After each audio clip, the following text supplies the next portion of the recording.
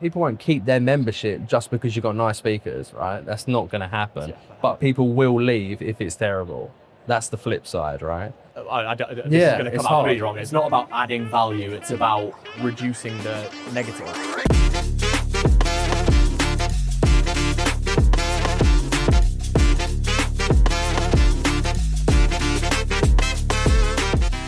Ash, welcome to the Gym Owners Forum stand at Elevate. No, thanks for having me. No, it's a pleasure. I mean, Ben is Ben's the reason we're here, isn't it? Really? Yeah. Sure. The way he spoke about kind of what you guys are trying to do in the industry and why you're doing it for gym owners, exactly the kind of thing that we were looking for. It's not about a quick profit and a quick turnaround. It's about providing a better space and a functional space that actually supports gym owners and repeat business is the key, I guess. And yeah, exactly. I mean, we're all about partnerships and relationships.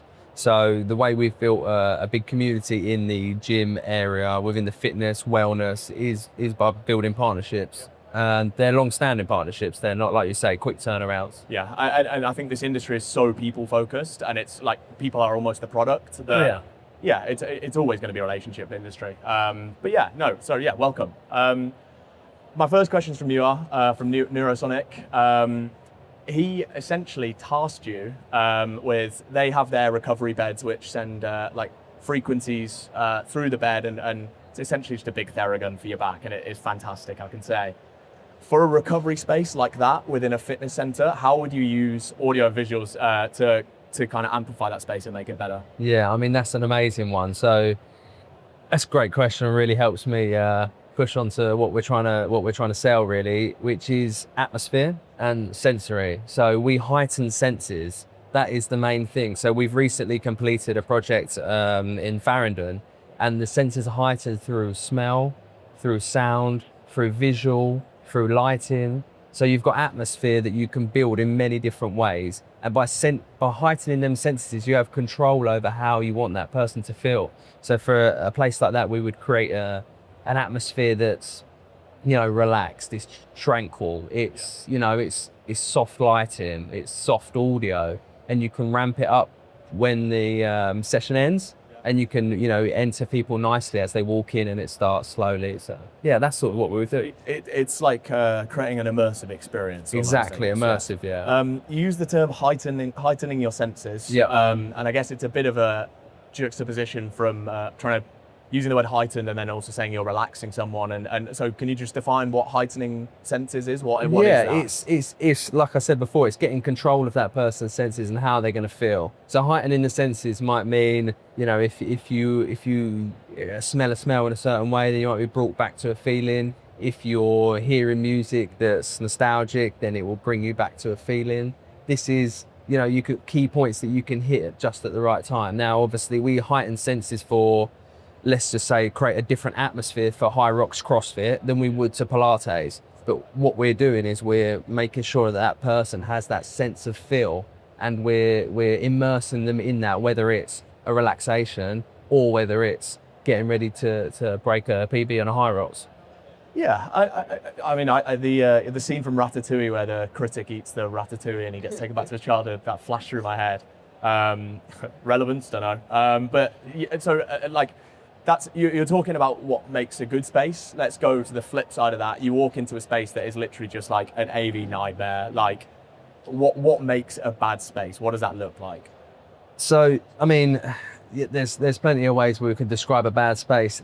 Probably a good way to do it is to say there's 3 or 4 things that a space that's performing badly could do to make it better.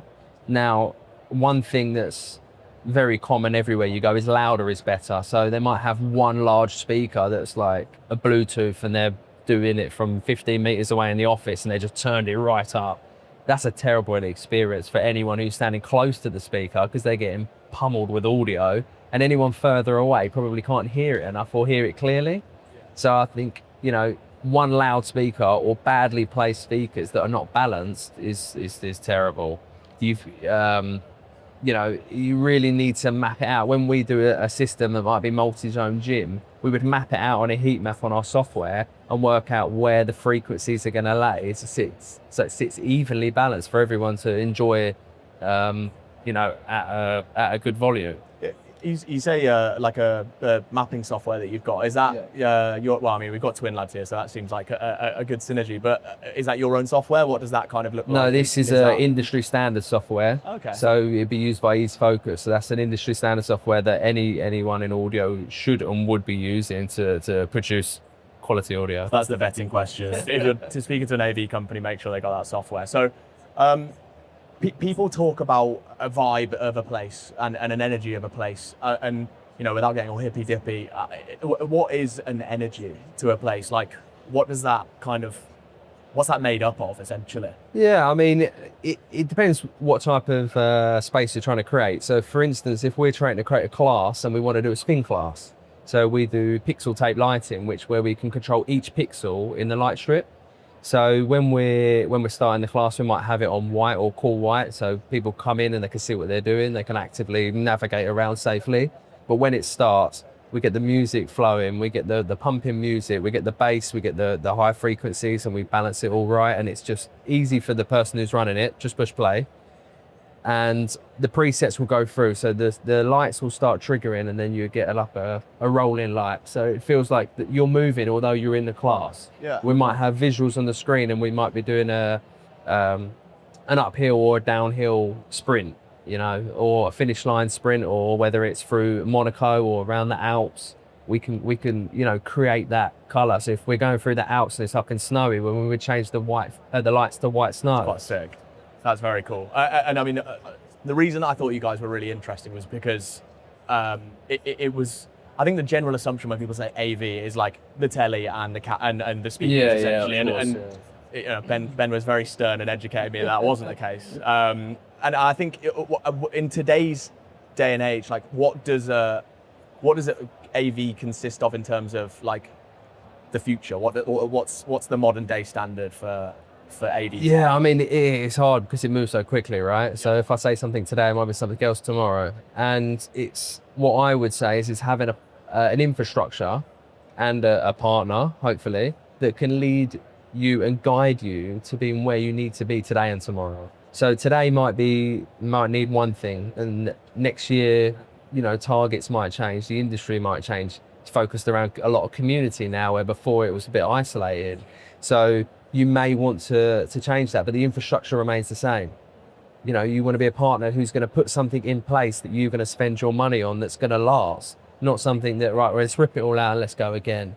A lot of stuff in our technology is software based now. Yeah. So as long as the hardware is strong and capable, then we can change everything just around software, which is easier, cheaper. How important is it to not sell the hardware or the software as like a product and actually sell the effect it has rather?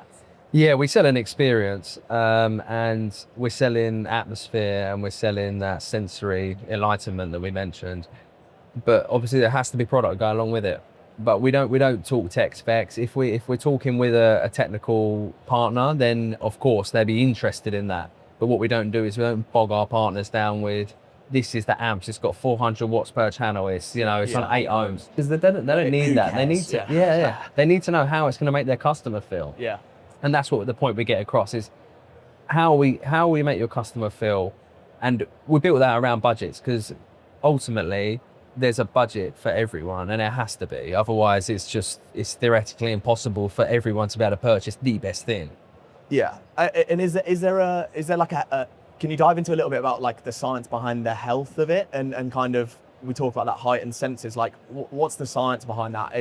I almost want to say like spiritualness to it, but is there that element of like internal chemistry that's going on that's changing? Yeah, I mean, it's hard. I mean, I suppose when you go into different places individually, and it's quite a personal thing, that you would experience different things. Now, for instance, we did Penhaligon's, and that they obviously educated us quite a lot on the smells, because it's obviously an aftershave in London, and that was a real eye opener for us, quite educational. And also the flip side of that, when we was in Spotify in London, we did on the Embankment and the project there, and that was all about audio and how it made the artist feel, because they were trying to sell to the artist to get them to sign, and then they perform.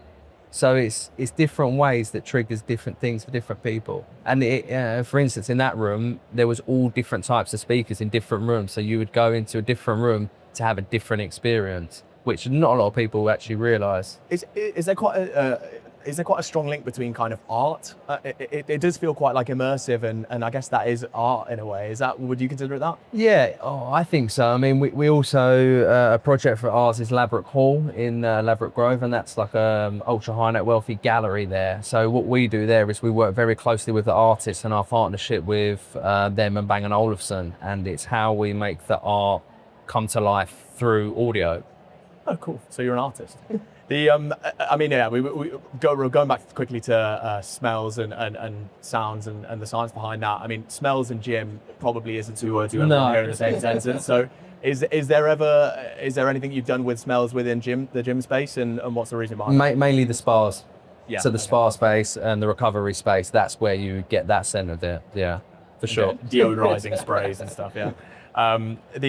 So what does a gym owner kind of always massively underestimate and not consider when going space? Because speaker seems like quite an obvious one to people. And yeah, speakers is an obvious one. Now, one thing that we've seen a lot of traction on over the last year, I'd say, is the ROI that the gyms can make on their AV, and that's not something that's really put together. Is right, how am I going to get a return on investment on my AV? Yeah, doesn't make sense. And it's through advertising, right? So we put digital signage into these venues, whether they're signing their menu for the cafe, whether they're talking about that they've got spin class on next week and to sign up and trying to get people in the room, whether they're pushing their partner brands, whether they're pushing, hydration tablets, hydration drinks, protein shakes, whether they're pushing the classes. You can use this as soft advertising in the room. I mean, you can also use it as notice boards. So the way you do it is we partner with you, we determine where it's a good place to put it in the gym or the wellness area. And we would work out what brands are good suited for that. And then they aim at them brands to sell them a slot on their screen. We create the content for them, and then they create ROI. The advertisers then get return on investment through their advert because people are buying their product, and that's probably something that goes missing or that's coming in a lot more now. It's interesting because it sounds like you go well beyond even the AV stuff, and it's almost like a consultancy aspect of it and getting involved in like the marketing and partnering. Is it kind of a one size not a one size fits all package, but is it kind of a all-in-one package, I guess? Well, what we do together when you partner with MADEAV is you get all of our experience as well. So we've done lots of gyms, we've done lots of wellness, paddle, Pilates. So we see firsthand mistakes that are made. So it's really good to share that. That we get asked, shall we put this type of light in it? Does this room need to be bigger? You'd be surprised some of the questions I get asked, which are completely out of our remit, but it's because they know we've done it before. So I can say, you could probably put 10 Pilates beds in here, but it might be a bit of a squeeze. Everyone would be a bit more comfortable if you put 7.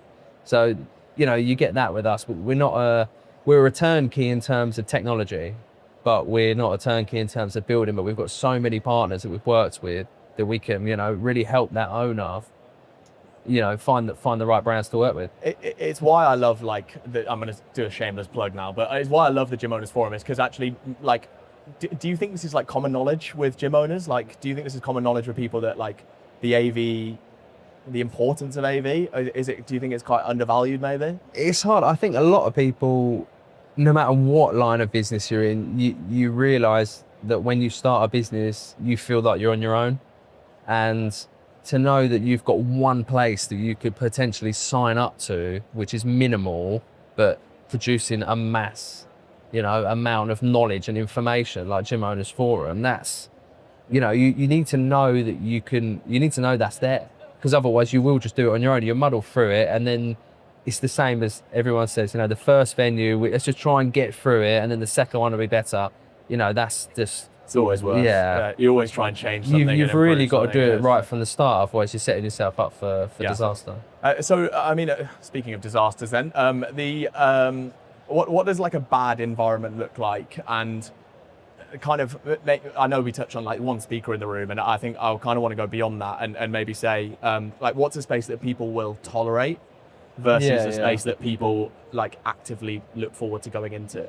Yeah, I mean, if we look at member retention, people won't keep their membership just because you've got nice speakers, right? That's not going to happen. But people will leave if it's terrible. That's the flip side, right? So that's what we see is competition as well. If like we're opening so many different venues, so close to other venues, and people will move. You know, why would you put up with a minimal cost increase a month? Let's say it's £10 a month. It's only, you know, £2.50 a week. You don't mind paying that if you're gonna get a better experience. So people will put up with what I would say is closest, less than their competitor. Yeah, so it's not necessarily about even.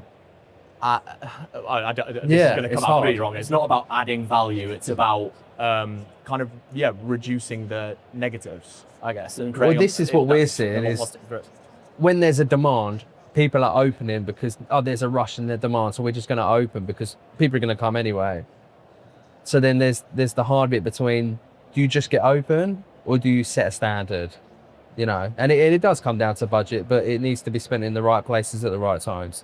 And well, what's an example of let's say I've got you give me a budget because I don't know how much that costs, but if you give me like a pretty standard budget, what's the kind of split between what goes where? So yeah, it depends what you're looking for. So if you're looking for networks, so that's like Wi-Fi, staff Wi-Fi, guest Wi-Fi, and a security firewall and that. And then are you adding CCTV, door access control, audio, video? So we're kitting out some of the larger paddle clubs for like the 50k mark, and that's a big venue. You get a lot for your money there. So you know, these are tricky spaces to navigate through. And it's tough though, because like that's just one cost out of. I mean, we had Nick Denby on here yesterday, who's helping us with the Fair Rates for Fitness campaign, and like that's one cost out of like the business rates, the council tax. Like before you've even opened, you're like paying all of these taxes and unavoidable costs. So how does someone kind of try and find the funds to kind of fund the AV? Because I do agree it's so important. A lot of the clubs that are opening, it'd be about just under £1 million to open some of these clubs. Which is crazy. You've got £1 million, so if you're spending 5% on guest experience, is that good? I'd probably spend a little bit more myself. Yeah. But if you're opening a club and it's costing you £750 to £1 million, then yeah, 50k is a drop in the water for all of them points that are, you know, security, CCTV, you know, Wi-Fi, good connection, safe. Well, it's also the thing that throughout your entire like opening and service, like that's going to remain a constant. Like that's never going to change. 100%. So it's like you're really setting the tone, and if you set the tone badly, I think the effect of that can be so detrimental. You buy poorly, you buy twice, right? You buy once, you buy right. So I love the phrase. Yeah, it's fine. It's making sure you've got the balance, and there's a balance for everyone. There's always a budget for everyone. We've done them a hell of a lot cheaper. We've done them a hell of a lot more expensive. Now it's really finding what type of brand someone wants to open with, and how they want their guests to feel when they purchase these products. And on that, I mean, how does a good environment that's set up correctly, how does that alter the way people behave within that space? It's comfort, right? So there was some data to prove that in a restaurant, for instance, if the audio is balanced right, softly, and it's not overbearing or overtuned and it sounds horrendous, people stay longer. There's more dwell time. And in a restaurant, more dwell time equals more money. People are spending more on drinks, puddings and things after, rather than go in, have your meal, let's get out. A good atmosphere equals good dwell time, whether it's a bar, whether it's the social area or a social club after, whether it's keeping people in the room to then show more adverts and show more advertising. It's a compounding effect.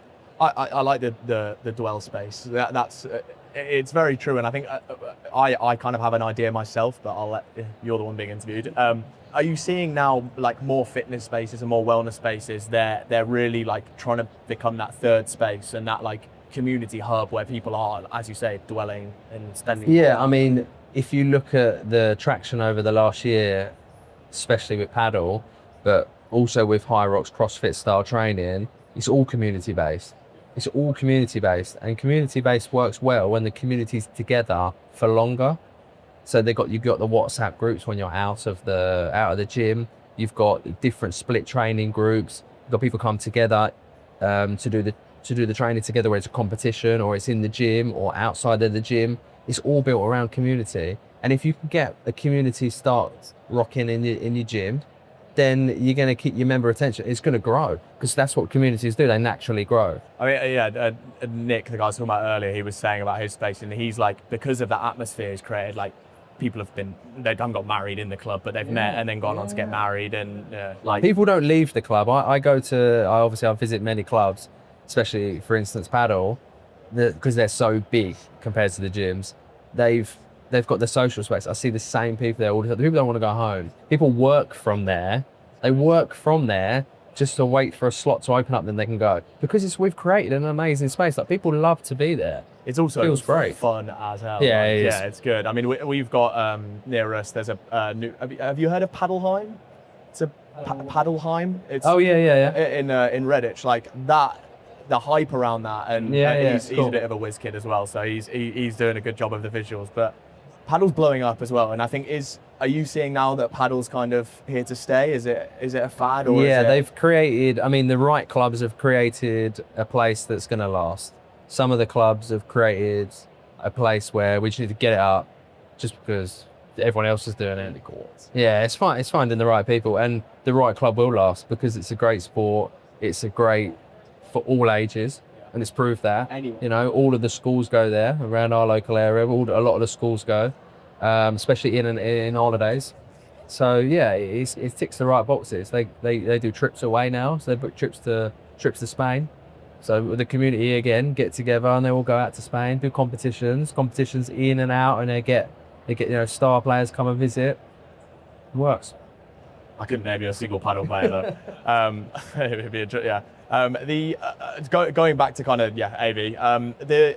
If I've got a venue that I'm watching this and I'm like, I really need to kind of do something, is a recommendation to like rip it out and start again, or is it better to kind of improve and slowly? Well, I mean, the first thing I would recommend is reaching out to a professional, ideally ourselves.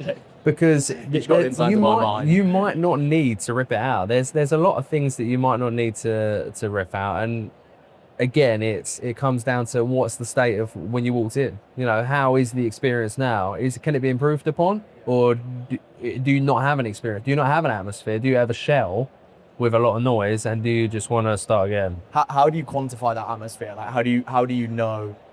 Obviously, there's like churn and things you can probably take an assumption from, but I mean, physically, how do you go into a space and kind of gauge the atmosphere and the experience? How does it make you feel? So the owner will have a different aspect on it because they're probably blinded by being their own brand. So you need feedback from the people in the gym. You need feedback from maybe you need to take yourself out and go to a competitor's gym. Go to somewhere where maybe you inspire to be, and then you blur the lines between that and your gym, and then that's where you start pushing, and that's where you realize this is what I'm missing, that's what I'm missing, and obviously reaching out to us, and maybe we can say, maybe go here, we see your brand, we see what you're doing, it might be worth you visiting this place, having a look what's been done there. Yeah, you can plug yourself, it's fine, honestly. Is the question, how does it make you feel? Is that the question to be asking yourself all the time? Yes and no. Now, I would say yes because it needs to feel like a good environment. Yeah. No, because it's not. You know, you're not going to be having good feelings all the time, especially when you're in the gym. Sometimes it's hard, right? And you might have a bad day. Yeah. So, but you need to, like you said, it's the place where everyone wants to come back to. It's the place where people don't want to leave. Now, my wife does a lot of High Rocks and CrossFit. She would love to be there all the time if she could. You know, it's because it's a good environment. It's a good community, lovely people, great gym. And, you know, she just really wants to be there because that's the passion that is made her feel. And that's the feeling. So if you can create that, then you've got people that want to come back. Can you have a good culture like that without a good AV setup? I think culture is built in different ways, right? So you can build culture, of course you can. It's just, do you want it all simplicity? Do you want it to sound nice, feel nice, look nice? Yeah. Do you want it to, like when we're talking, like if you're, imagine working out in silence or working out and it's echoing because you're in a gym, which is like basically a tin shed potentially. And it's just it's hard to concentrate, hard to lock in and focus. You need something to aid you on that journey. Like we all listen to music, we all love it. It needs to come through, right? Yeah, because I suppose even if it is like a spit and sawdust gym that like people are going to work out because it's their job or whatever, and I think why can't you have a nice time in there as well? Yeah, okay. We've looked at bad situations. Let's go right to the other end of the spectrum. What's the most like over the top, overkill fit out that you've been a part of or seen? I mean, we've done some really amazing things. So a core of our project has been on super yachts. So we work for super yachts all around the world. And yeah, we've done some amazing stuff. So way before, companies like Techno Gym and people were putting screens into the treadmills, we were creating our own and building all of this stuff ourselves with big LED walls, projection, immersive, vibration and everything that's going on. Especially the lighting. For instance, some of the spin studios with the pixels racing around you, and you could, like I said, you could be anywhere. You could be on the Alps and make it go white. You could be in the fields, it goes green, and it really just puts it into perspective. What can AV? It can take you somewhere else. That it does sound. Have you been to Japan before? Yeah. Have you been to Team Labs? Team Labs is the AV experience, so like Team Labs Planets, and it was literally like you were wading through water. You had to roll your trousers up, and your water came up to here, and it was like cloudy water, and they did a projection onto the water with fish, and they reacted to you. And I just think some of the opportunities out there to like really create a space that does blow people's mind is there, and I think why not take it? There's so much opportunity, and it comes down to what do you want your customers to experience when they're in your venue. Yeah. Maybe the fish is overkill. So I'm doing my AV fit out. How much of the stuff should I have planned out? Take me kind of through the journey. Should I, build the space, get all my equipment in, or should I just kind of come to you? Literally, I want to open a gym and come to you, or what's the... Yeah. So I think when you've got an idea and you've got a business plan in place and you know what you're doing. We spoke to a lot of people before they get the keys to their venues. And then we spoke to people like, I've just got the keys to my venues. This is what I want to do. Can you help me? Both of them work, right? So we would come down, visit you guys. Or if the time can't be arranged and you're out of the country, then send us the drawings and we'll have a look and we'll map it on the computer. And then we work out that alongside your budgets to what's best suited for you. So the journey from early stages is, as long as you've got a business plan that you're about to action this, then yeah, get in touch. You make the process sound very fun. All this is, well, I want to open a gym it's again. straightforward, It doesn't. We try and take and we don't complicate the figures and the data information to the customer. They just need to see what they're getting and how it's going to make them feel. And then if they're more technical and they want to experience that, then we can release that data to them and work with them more on a technical aspect. I think, actually, you make a good point about like the time saving aspect of it. Like as a gym owner, like you're juggling plates, you're spinning 1,000 plates, and like it's just as much stuff as you can get taken off it. Is there an element of like, just your kind of personal opinion, I guess, like, is it best to, would you say pay, if you don't know how to do something, is it always best to pay someone else to do it? Or is it best to kind of educate yourself? No, that's business, right? So if any successful business person would tell you, don't try to do something that you have no idea of or you're not good at. You pay someone else to do it and you use your time to do what you're good at.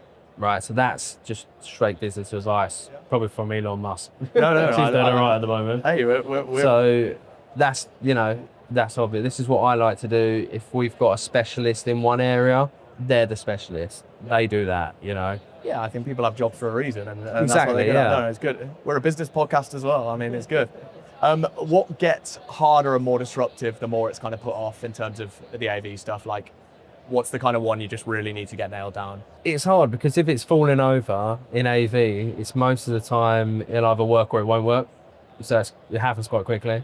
One thing that I'd say is the only progressor that could get worse over time is licensing. If you don't have a music license, then yeah, you might get away with it for a bit and then eventually you won't. So You need a license for everything in the UK. You need a you music do. license. So, I mean, obviously, shameless plug, we do the music license. So the one that we have, you can air Spotify playlists with. Yeah. Because if you're just basically in a gym and you're just playing music off your alts and your phone or your Bluetooth in your Spotify, you know, you can't do that. That's breaking obviously the law. This do you? I mean, it's such a random question, but do you have any like idea of, do people actually listen to music that the gym play, or is it most of the time they just come in with their headphones Yeah, there's different ones. So if you're like high rocks CrossFit, you might be listening for instructions. So less of the time, less headphones. Paddle, never headphones. Can't wear headphones in communities, group sports. So if you're isolated on like a muscle style gym, then yeah, you're probably wearing headphones. Yeah, essentially. My mate that plays paddle, he may as well be wearing headphones and a blindfold. To be honest, he's not very good. So it's kind of it's interesting. So what's the lowest, what's the quickest and kind of most low cost win that will have like the biggest effect that someone today could do? Yeah, I think a couple of screens, depending on the venue, a couple of screens maybe in the cafe and then in the main entrance, and then an easy to use zonal audio. So what I mean by that is, in potentially if you've got like the welcome area, you may just have a bit of background music on, and then in the main area, if it's like high rocks CrossFit, like muscle building gym, then let's we can turn that up. We can have that pumping a bit more, and then in the back rooms where you've got your maybe your Pilates, recovery, spin, you can control all them differently. They're quick wins. They're basically what you should have out of the box. Okay, yeah, fair. So if you don't have those, then get them. Yeah, and obviously how conscious you are and how your gym operates, maybe CCTV and security. Yeah. Because a lot of the gyms might not have as many staff now. And I think you obviously, like, the next step from that is that to kind of just look at the data and kind of figure out what you're missing, and as you say, like, go to other gyms and do your kind of research. Yeah, what you're missing, what other companies have got, what you think does well, what does do well, factually. And how you want your guests to feel and how you want them to be in your space. You know, if safety is a concern in certain areas, then, you know, you're going to spend a bit more on CCTV, door access control, so people can't wander in and out. Because obviously gyms are open early and they're closed late. In the summer, it's not too bad. It's daylight everywhere. In the winter, we don't get a lot of sunlight in the mornings and the evenings. So it's nice to know that people aren't just wandering in and out when you've got one receptionist. Yeah, fair. I mean, how nice is it that it's summer now? I didn't realize I missed it that much, but you mentioned it earlier, and I think, well, we spoke about it earlier, the industry is like rapidly evolving. It's always changing. There's always new stuff. And I think members' kind of expectations of, there's obviously the low cost people and low cost gyms that serve people, and they will always be a thing. But I think as we kind of go higher up with price point, I think members' expectations have started to kind of really shift, and they kind of want more. And as you said, if they can pay £2.50 for a better environment, then they will. So how have the expectations of AV changed to kind of match that expectation that people have? Yeah, I mean, it's in terms of like going back to the experience and the atmosphere. If you're walking into like a wellness club, maybe that's more of a franchise or got lots of venues, you know, the bigger clubs, then it's more of, it needs to be that, you know, you're not expecting a hard, harsh environment. So that they're spending a bit more on that, a bit more control. They want a bit more control from the back end, so they can see statistically what's happening in their venue. You know, can we change the venue? Can we shut this area down for a private session? And they've got that flexibility then. So then they're able to generate more money because they're able to do more events, more things. And then on the flip side of that, you're seeing, people just put something in to get them by. And what's your thoughts on that kind of member expectation? Do you think that members are now kind of quietly expecting like a good AV setup in a gym, and if they don't have it? So member expectation is built on what else is around, right? So if you're not familiar with anything else but the bare minimum, then you're probably going to be happy. But also where the price ramps up so much, people aren't happy. Like gym memberships are expensive because they're a drain on resource, especially for like CrossFit and Hyrox. They're a drain on resource for trained staff. So that's why it's expensive. Paddle's expensive because the courts, they're a lot of money. The space is a lot of money. It's a lot of square footage, but you're getting value for money. And that's the thing. Are you getting value for money, or do you need to switch your membership somewhere else? Yeah. I mean, just quickly before I wrap up and give you the final question, how much does a paddle court cost? I was considering at one point of purchasing an actual court. A paddle court. Yeah, but well, I mean, we don't purchase courts, but I'm sure I think they're at 60k, depending 60 to 80k, I think. But don't quote me on that. No, fair. I won't. I'm not going to buy one, so all right, don't worry. And then I guess my last question would be if to a gym owner or a paddle court owner or anyone that needs an AV service, really, if they were to do one thing differently today, what would you tell them to do? I think an actionable step is to look at your venue. What have you got and what haven't you got? I would create like a wish list, and then an idea on if I'm going to do something, how much can I afford to spend on it? And that's not saying, oh, how much money have I got left? It's saying how much money would I not mind putting towards it? Because budgets is a tricky question. And it's not about finding how much money's left. It's finding how much are you willing to spend, because that's going to get you more of the catch. And I'd say action plan in that, and then get in contact with the AV professional to come in and take the next steps. You guys, MADEAV. Get in contact with us.